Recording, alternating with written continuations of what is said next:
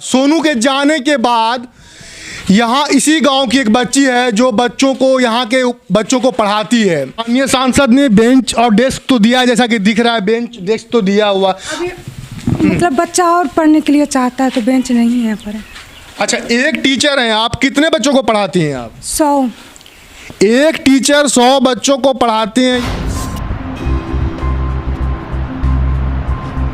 नमस्कार, मैं चंदन कुमार, बिहारी 24 से। यह वही जगह है जहां पर सोनू बच्चों को पढ़ाता था और आज सोनू बहुत अच्छे स्कूल में वहां पर जाके वो कोचिंग पढ़ रहा है और अपने भविष्य को और भी सुंदर कर रहा है। सोनू के जाने के बाद यहाँ इसी गांव की एक बच्ची है जो बच्चों को यहाँ के बच्चों को पढ़ाती है।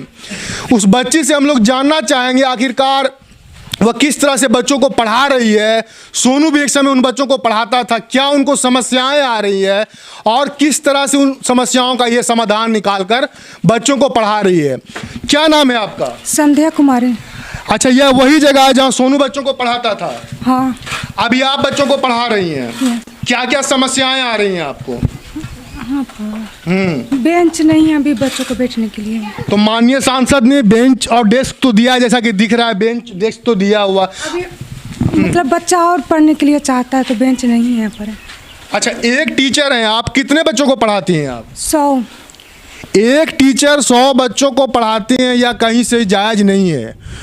टीचर की संख्या भी बड़ी होनी चाहिए, क्योंकि एक टीचर के वजह से उतने सारे बच्चे पढ़ रहे हैं, टीचर पे भी प्रेशर होता है और उतने बच्चों को शायद उतने बच्चों को आप देख पाती हैं? ये हाँ, 2 बहन पढ़ाते हैं। अच्छा, इनकी दोनों बहन जो है उस बच्चों को पढ़ाती है। समस्याएं क्या आती है? बच्चे सोनू को याद भी करते हैं या कभी चर्चा भी करते हैं? नहीं। बच्चों में इम्प्रूवमेंट है, पहले से ज़्यादा बच्चे पढ़ पा रहे हैं या नहीं पढ़ पा रहे हैं? हाँ, पढ़ रहे हैं। और आपको क्या लगता है यहाँ क्या कमी है? ब्लैक बोर्ड तो कहीं है नहीं, तो बिना ब्लैक बोर्ड के पढ़ा पाती हैं?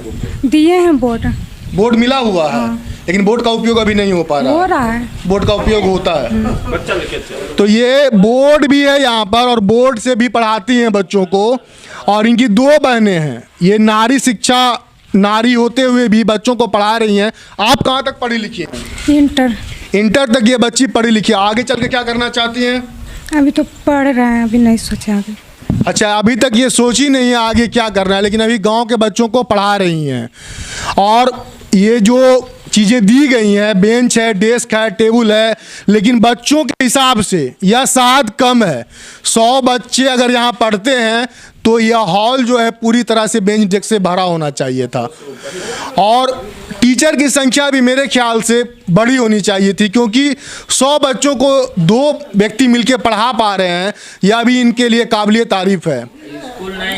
अच्छा, एक बात बताइए, आप बच्चों को पढ़ाती हैं, क्या आपको उसके लिए वेतन मिलता है? हाँ, मिलता है। कितना वेतन मिलता है? एक बहन का मिलता है। अच्छा, आपको उनको कितना मिलता है? 5000। यह बच्ची निःशुल्क शिक्षा देती है, इसको भी ये बच्ची पढ़ाती है। लेकिन कोई भी बच्चा पढ़ाता है तो उसको भी अपनी ज़रूरतें पूरा करनी होती है। उसको 5000 रुपये मिलता है, तो कम से कम इस बच्ची को भी मिलना चाहिए, ताकि यह बच्ची भी और भी उत्साह के साथ बच्चों को पढ़ा सके। और भी कुछ आप मांगना चाहती हैं सरकार से कि बच्चों की पढ़ाई के लिए कुछ कमी है जो आपको लगता है कि ये चीज़ हो जाता तो बहुत बेहतर होता? खेलने के लिए इनको बोलने दीजिए, बताइए आप। बच्चों के लिए खेलने के लिए यहाँ पर व्यवस्था करा दीजिए। बच्चों को खेलने के लिए व्यवस्था होनी चाहिए। तो शायद पूर्व में सांसद महोदय आए थे तो उन्होंने कहा था कि बच्चों को खेलने की सुविधा भी कराई जाएगी। धीरे धीरे यह सुविधा भी शायद यहाँ बहाल हो पाए। और इस बच्ची की भी डिमांड है, जो कि यहाँ के शिक्षक है, ताकि बच्चे खेल कूद कर पढ़ाई भी कर सकें। क्या क्या पढ़ाती हैं बच्चों को आप? हिंदी, मैथ और पर्यावरण। हिंदी, मैथ, पर्यावरण और इंग्लिश पढ़ाती हैं। यहाँ चारों साइड से खुला हुआ रूम है, क्या जब पानी आता है, बारिश का मौसम है, तो बच्चे पढ़ पाते हैं? नहीं पढ़ पाते हैं। यहाँ एक समस्या आती है, क्योंकि यह एक जो है भवन है, महादलित मिशन के तहत यह भवन का निर्माण कराया गया था, लेकिन अभी तात्कालिक रूप से बच्चों की पढ़ाई के लिए इसको उपयोग किया जाता। वो अभी कहीं से गलत नहीं, क्योंकि अभी बच्चे जो हैं महादलित के ही बच्चे हैं। और अगर यह पढ़ लिख के आगे बढ़ेंगे तो इनका भविष्य सुंदर होगा। तो निवेदन हमारा सरकार से यही रहेगा, इन लोगों का जो मांग है वो जल्द से जल्द पूरा किया जाए ताकि इनको भी वो सुविधाएं मिल सके। बच्ची के साथ बच्ची के गार्जियन भी हैं, उनके साथ पापा हैं, उनसे भी कुछ हम बात जानना चाहेंगे। क्या नाम है आपका? मैं सुनील पासवान। आपकी बच्चियां अभी बच्चों को पढ़ा रही हैं, जिसके जगह पर सोनू पहले पढ़ाता था, कैसा महसूस हो रहा है आपको?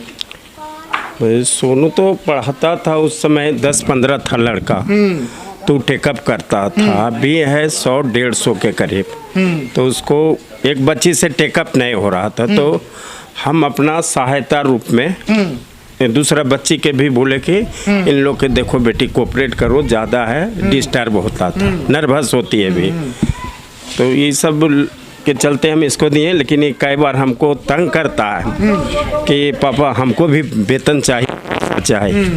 वो बच्ची के 5,000 मिला एक महीना के, दूसरा महीना हम बोले देखो हम बात उनसे करेंगे।